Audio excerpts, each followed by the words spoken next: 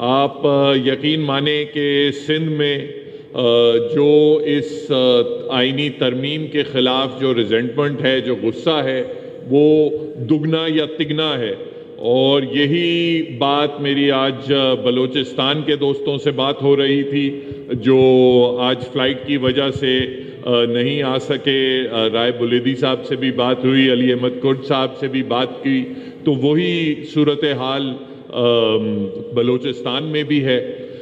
یہاں آپ دیکھیں یہ جو 26ویں ترمیم ہے، اس کو میں اس طریقے سے دیکھتا ہوں کہ جس طرح پہلے ہماری فوج جو ہے وہ مارشل لاء لگاتی تھی، جو ہے وہ کچھ سیکھ گئے اور مارشل لاء کے بجائے انہوں نے ہائیبرڈ حکومتیں بنانا شروع کر دیں، ایک کے بعد ایک.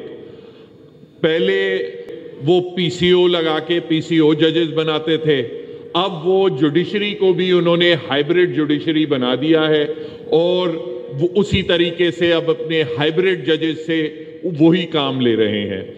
ہمارے ہاں سندھ میں ابھی تک آپ کے ہاں لاہور ہائی کورٹ کے ساتھ تو یہ نہیں ہوا، مگر آپ نے سپریم کورٹ کا تو حال دیکھ لیا ہے آئینی بینچ کے بعد.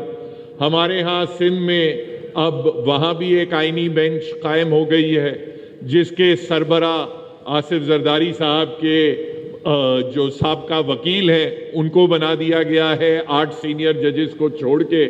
تو ان ججز سے، ان بینچز سے آپ کو کیا انصاف کی توقع رہے گی؟ اس کا یہ جو جوڈیشری کو ہائیبرڈائز کرنے کا یہ جو منصوبہ ہے، اس کا جو اثر ہے وہ صرف ہماری عدلیہ پہ یا ہمارے ججز پہ یا وکلا پہ یا سائلین پہ بھی ان سے زیادہ ہے. آپ اگر جو پچھلے اس ترمیم کے بعد آپ پچھلے 1 مہینے میں جو ڈیولپمنٹس ہوئی ہیں، چاہے قانون سازی کے حوالے سے ہیں، 10 سال کی ایکسٹینشن دے دی، 5+5 کی ایکسٹینشن دے دی. انسداد دہشت گردی کے قانون میں اب جو پروپوزل ہے وہ ہے کہ 30 ڈے مینڈیٹری ریمانڈ کر دیں گے.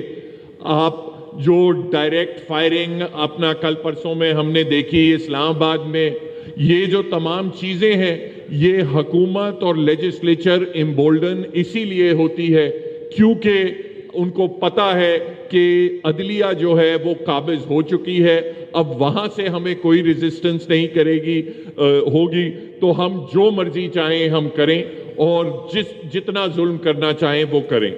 یہاں آپ نے ابھی پرسوں متی اللہ جان صاحب جو ہمارے سینئر صحافی ہیں ان کے خلاف آپ نے مقدمہ دیکھا. پہلے ہوتا یہ تھا کہ اس قسم کی چیزیں چاہے وکیل ہوں یا صحافی ہوں ان پہ پریشر بنایا جاتا تھا، جھوٹے کیسز بنائے جاتے تھے. ایف آئی اے کا نوٹس آ گیا کہ یہ آپ نے prevention of electronic crimes act کی وائلیشن کر دی ہے، سو آن سو فورتھ. اب 26ویں ترمیم کے بعد جب انہیں پتہ ہے جوڈیشری قابو میں آ گئی ہے تو اب اس قسم کے مقدمے ہوں گے، صحافیوں پہ بھی ہوں گے، اور اگلا میں آپ کو کہہ رہا ہوں کہ اگلا جو وار ہوگا وہ وکلا پہ ہوگا. آپ کو 144 کی وائلیشن نہیں ہوں گی. اسی قسم کے یہ بھیانک قسم کے مقدمات کے آئیس منشیات لے کے گھوم رہے ہیں یا اینٹی ٹیررزم ایکٹ کے، تو اگر ہم نے اس پہ ایک پراپر ریزسٹنس یہاں سب کو شامل ہو کے ہم نے پورے پاکستان میں ریزسٹنس نہیں دی، اس کالے قانون کو ختم نہیں کیا، تو پھر پاکستان کا جو مستقبل ہے وہ بہت تاریک ہے.